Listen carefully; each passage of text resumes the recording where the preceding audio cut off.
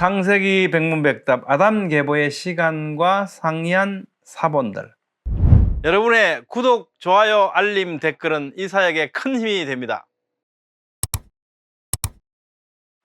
안녕하세요, 김홍석입니다. 오늘은 특히 성경을 깊이 공부하시는 분들을 위해서, 또 특히 시간에 대해서 관심이 많으시는 분들을 위해서요, 우리가 보는 성경에 기록된 아담 계보의 시간과 다른 시간을 기록한 다른 사본들에 대해서 다시 한번 살펴보기로 합니다. 본문 말씀은 창세기 5장 3절부터 31절 말씀인데요.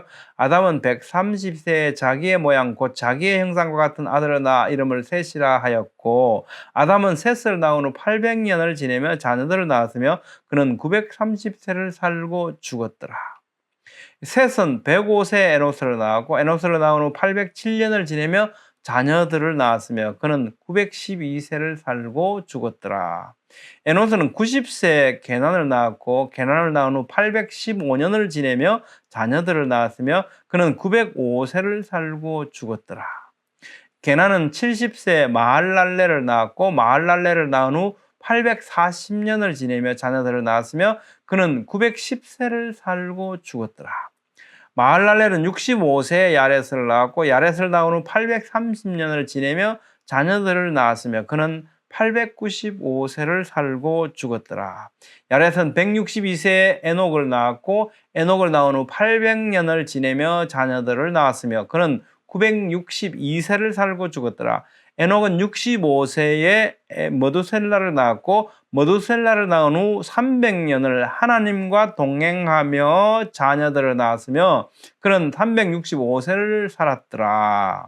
에녹이 하나님과 동행하더니 하나님이 그를 데려가심으로 세상에 있지 아니하였더라. 머두셀라는 187세에 라멕을 낳았고, 라멕을 낳은 후 782년을 지내며 자녀들을 낳았으며 그는 969세를 살고 죽었더라.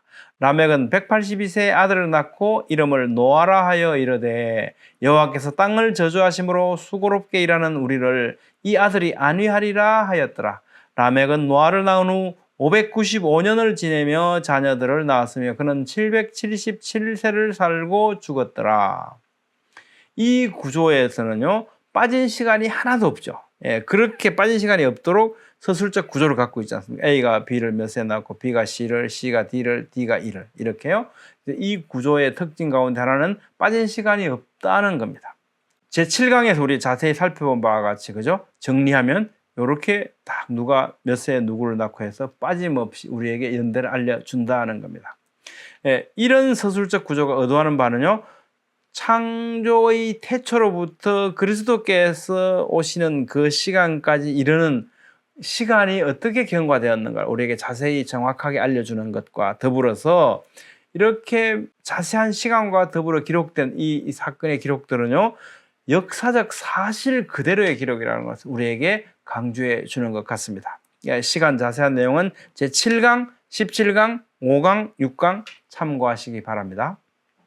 우리 성경은 마세라 본문을 번역한 거고요.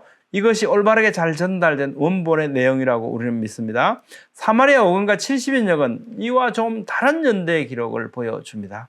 그들은 번역하는 과정에서 왜 어떤 의도로 이렇게 수정해서 기록하게 되었는지 그게 궁금하게 되죠. 많은 분들이 또 그런 질문을 저한테 해왔기 때문에 오늘 좀 다시 한번 정리하고 갈까 합니다. 마소라 본문, 사마리아 오경, 70인역에 기록된 연대는 다음과 같습니다. 자, 이게 우리가 성경하는 마소라 본문이죠. 이거 사마리아 오경, 좀 다르죠? 시간들이요. 이렇게 70인역 이렇습니다. 자세히 살펴볼게요. 자, 그 먼저 공통점은 뭐냐? 공통점은요, 아담으로부터 마할랄렐까지 이르는 수명이 930세, 912세 이렇게 다 똑같아요. 그 다음에 에녹의 수명도 365세 동일합니다. 그리고 노아가 500세에 등남했다는 것도 동일하고요. 홍수까지 100년, 그러니까 노아 600세에 노홍수가 있었다는 것도 동일합니다. 이것은 마소라 본문이나 사마리아 오경이나 70인역이나 동일한, 공통적으로 동일한 내용입니다. 자, 그럼 사마리아 오경은 뭐가 달라졌냐?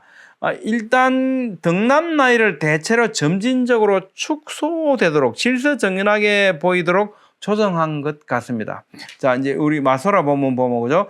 130세, 105세, 90세, 70세, 65세 나오다가 162세로 이제 더 많아졌다가 65세 줄었다가 또 180세 많아졌다가 이렇지 않습니까?